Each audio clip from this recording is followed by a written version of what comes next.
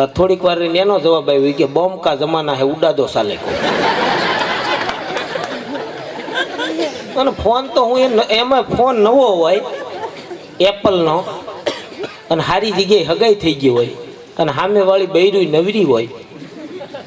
હમણાં તળાજાની માર્કેટમાંથી એક જણો ફોનમાં વાત કરતો કરતો ટેમ્પર ઢબ લઈને ભટકાણો. ટેમ્પલ ઉતરીને કેટલા ભાળતો ને હું મંડાણો હી કે જ્યાં ત્યાં આમ ભળ્યો જા. મારે આડું પડવું પડ્યું. તું નહીં જ ભાળતો એની હગાઈ થઈ ગઈ કહું. એટલા બધા હગાઈમાં આંધળા થઈ જાય તમને કહું. હમણાં નવા નવા આમ ફોનમાં લગ્ન થઈ ગયેલા તે કાંઈ નક્કી નહીં. હવે તો બધું વૈજ્ઞાનિક યુગ આવી ગયો ને. તે પૌણીની બાઈ ઘેરે આવી આમ ઘરમાં ગયા ને તાર રાતે વીક કાઢીને કબાટમાં બાઈ મૂકી ટકો. પેલા તો ફોનમાં વખાણ કરતો હું તારા ઘાટા વાળ છે. ઘેરે આવ્યો તારે ખબર પડી હાવ ટકો જ છે. થોડીક વાર થઈ આમ બખડ બખડ કરીને શોખ ઠાકાટી મૂક્યા કબાટમાં. ઓલાને પરસેવો વળવા માંડ્યો કે આ બાઈ છે કે જીનાત. થોડીક વાર થઈ તા જયપુરનો પ્લાસ્ટિકનો પગ કાઢીને કબાટમાં પાછા એને વનને કે ડાર્લિંગ આપણે ફરવા ક્યાં જાવું. એનો વર્કે કબાટમાં જાવ થાય. જીવતરની મજા આવે. જે આ બધા નવા નવા તમને કહું અત્યારે જે હગાઈ થાય પહેલા જે હગાઈ થતી ને એ બંજમાં થતી. ઘેરે નક્કી ન હોય પછી શું હોય એમ.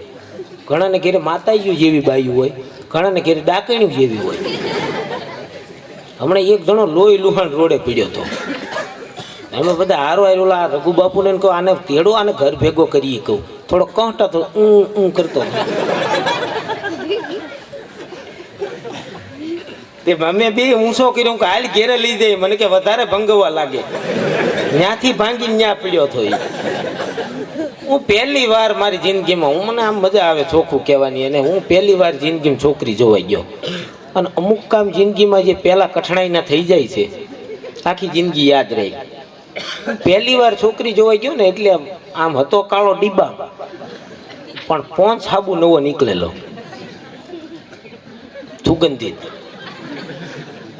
સુગંધની વાત હોય ને વાત કરી. એક છોકરો બહુ રોતો હતો. તે 2-3 દિવસ સાનો રહ્યો ન રહ્યો ને એટલે દવાખાને લઈ ગયા. ડોક્ટરે આમ તેડ્યો આમ આમ આમ કર્યું તો સાનો રહી ગયો. પાછી બાઈએ તેડ્યું તો દેકારો શકાયો. તો બાઈએ તેડેલો આદમી પેટે ગલી ગલી ગલી પણ એનો બાપ એમ સાનો રહે. ઘડીક ડોક્ટર તેડે સાનો રહી જાય, બાઈ તેડે આદમી તેડે ન સાનો રહે. પછી બેને કીધું ઈ કે આમાં તમને કઈ હુજ ના હુજી ઈ કે કેટલા રિપોર્ટ કરાવ્યા તો છોકરાને શું છે એ ખબર નથી પડતી. બાળકોથી માંડીને ગઢાના ડોક્ટર સુધી લઈ ગયા. ડોક્ટર કે એવું કાંઈ નથી, તમે નાવા મંડો કાયો.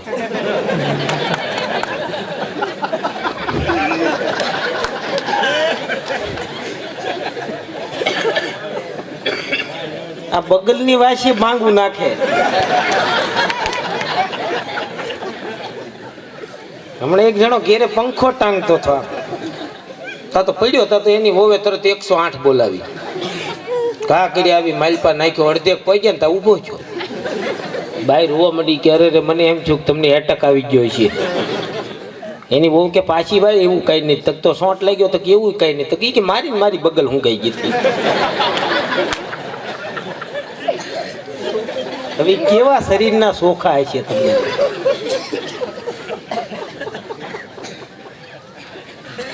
ઘણાની પડખે નો બે આપણને એમ થયા જન્મથી પકડ લાગે.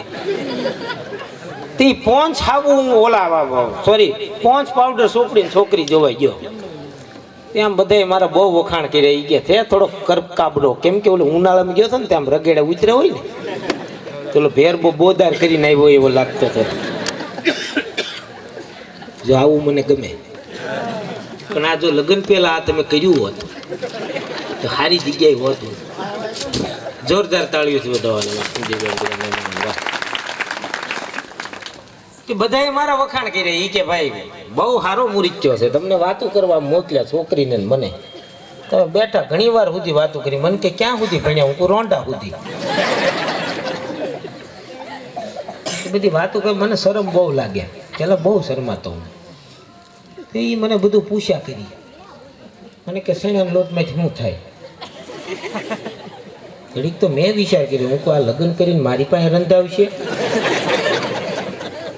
હું મને કંદોયો ન કરે તો સારું હું તો એમાંથી તો ગાંઠિયા થાય અને કે બીજું છેણાના લોટમાંથી શું થાય હું કહું એમાંથી લાડવા થાય મને કે ત્રીજું છેણાના લોટમાંથી શું થાય હું કે એમાંથી ફાફડી ગાંઠિયા થાય મને કે ચોથું છેણાના લોટમાંથી શું થાય હું કે એમાંથી તારા બાપના દાડાના લાડવાય થાય પણ આમ ઘડીક બધી અમે વાતો કરતા હતા હું આમ ધરબાઈ ગયો મને પરસે વળે ઊભી થઈને મને કે પાણી ભરી આવું પણ હું બહુ આમ મર્યાદિત માણસ હું કહું તો બેન અડધો ગ્લાસ ભરી આવી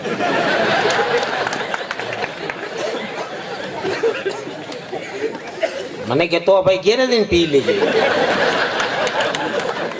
આમ નન 27 વર્ષનો થઈ ગયો પછી તો મારી યારે જોવા આવી મને એમ કે તાર નહીં કાંઈ બોલવાનું છે ને અને આપણે બધા સહન શક્તિ છે હમણાં એક બેન તાજા વિધવા થયેલા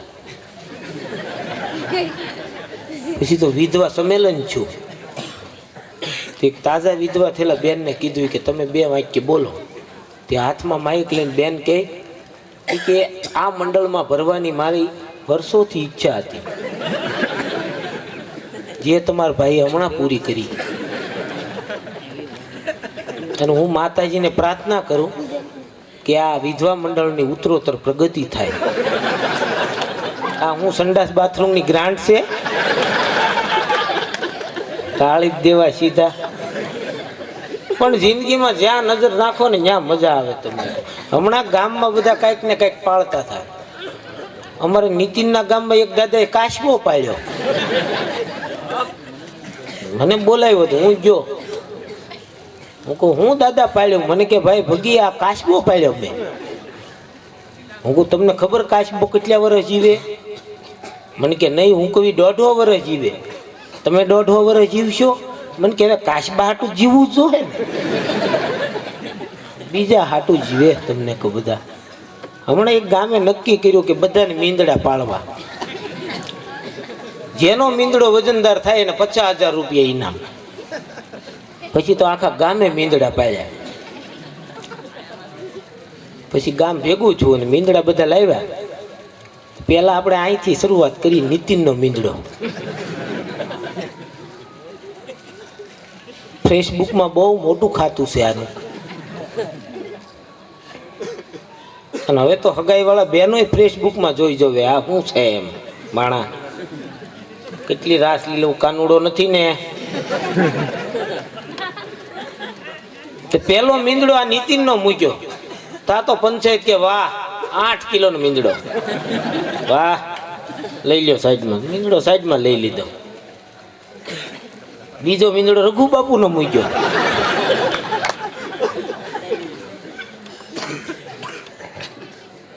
આમ પંચાયત જોયું કાંટા 18 કિલોનો મીંદડો વાહ બાપુ વાહ તાળીઓથી વધો 18 કિલોનો બાપુનો મીંદડો મૂકી દો સાઈડમાં ત્રીજો મીંદડો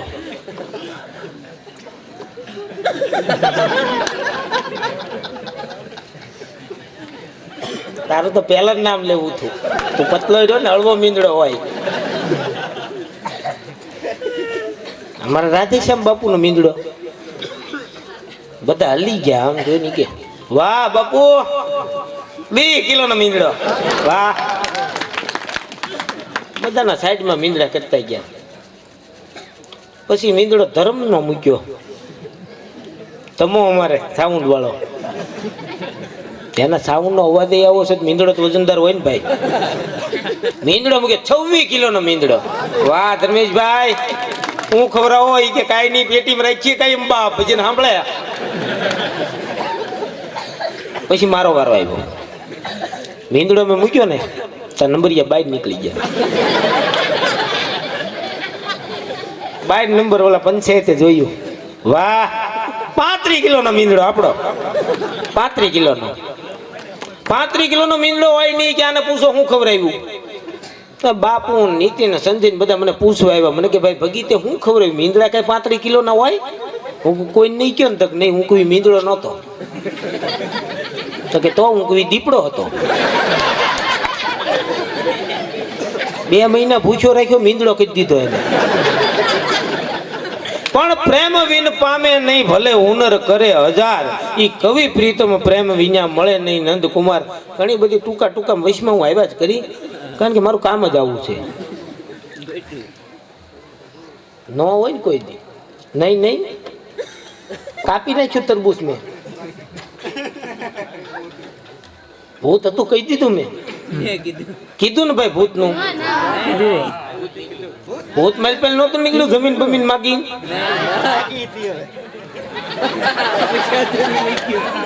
તમે બધા પૈસાના વહીવટમાં નહીં જ ને બાપ. કીધું ઊંઘમાં નહીં નથી આવતી.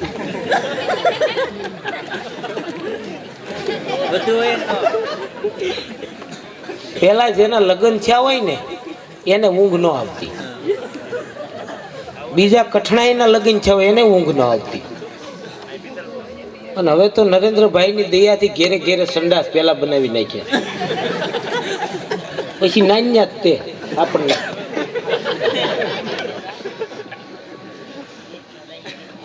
એને ખબર આ નહીં શેટે સુધી પહોંચી કે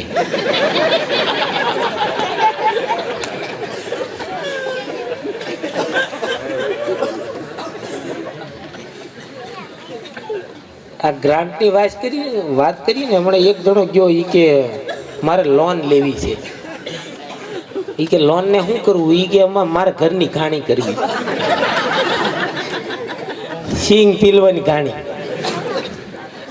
ઈ કે મારે ઘરની ઘાણી કરવી. સાહેબ કે ભાઈ લોન ન મળે.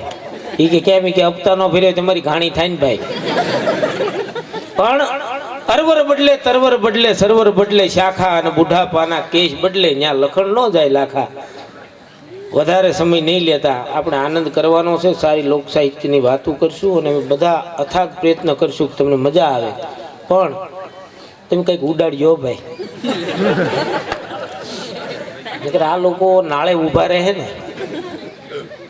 એક તો આ 500ની 1000ની નોટે કઠણાઈ બેહાડી આપડી. નકર હવે છે ને આ કુંભારની દાસ ગધેડામાંથી ઉતરશે. પછી કાજલબેન ડાભીને વિનંતી કરું કે એને મોજ આવે એવા ભજનિયા લઈને હવે કાજલબેન ડાભી અને જોરદાર તાળી મિત્રો. ટૂંકી પહેરે પોતડી ને જેના અડધા ઉઘાડા અંગ, એવા બજરંગદાસ બાપાની આરતીનો આમાં ખાસ ધ્યાન રાખજો. ઘડી કામ જો બજરંગદાસ બાપાની આરતીનો આપણે બોલ કરવાનો છે અને ટૂંકા સમયમાં બાપાની આરતી ઉતારવાની છે. આ જન્મ જો આપણે માણાનો લીધો છે તો આવો અવસર ક્યારેક ભાગ્ય મળે તો રામ ભરોસે 1501 રૂપિયા આરતીનો બોલ છે. શરૂમાં ગમે એને બોલ વધારવો હોય તો અહીં મને આવીને કહી દે. આપણે આ રાઉન્ડ પછી જ તે બાપાની આરતી ઉતારવાની છે. તો જેને મોજ આવી અને અહીંયા જે કાંઈ રકમ આવશે કોઈ લઈને જવાનું નથી, આ ટ્રસ્ટમાં જ વપરાવાની છે અને આપણા બધાના હિતમાં જ વપરાવાની છે. એટલે જે કોઈને મોજ આવી વરજો.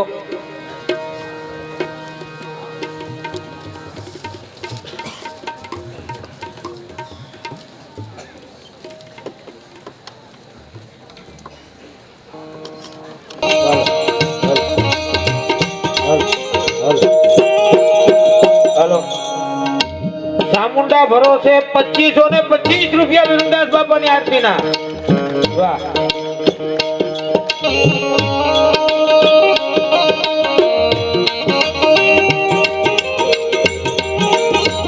જે કોઈને જે કાંઈ ફરમાઈશ દેવી હોય ચિઠ્ઠી લખી અને આપી શકે છે. અને જે કોઈને આ ભગીરથ કાર્યની અંદર કાંઈ દાન દેવું હોય એ પણ ચિઠ્ઠી લખીને કરી શકે છે.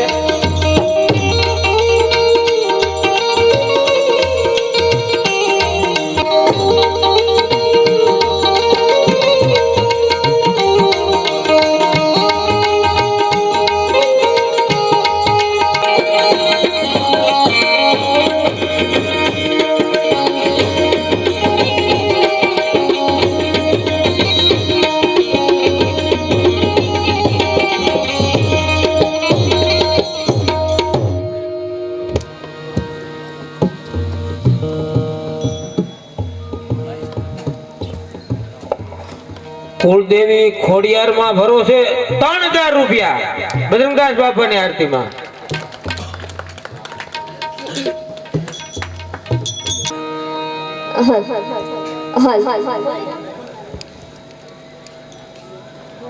સોહાણ અશોકભાઈ બજરંગદાસ બાપાની આરતીમાં 3500 રૂપિયા. જોરદાર તાળીઓ વધાવો.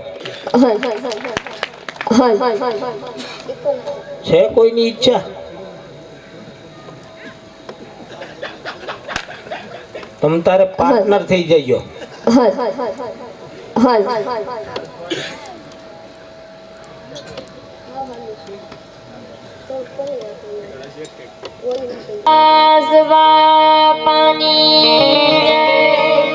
रामचंद्र भगवान की जय. સરસ એવું તુલસીમાના વિવાહમાં આવું ડાયરાનું આયોજન કરવામાં આવ્યું છે અને એમાંય બંડીધારી બજરંગદાસ બાપા બિરાજે છે અને એમાંય જ્યારે એની જૈનો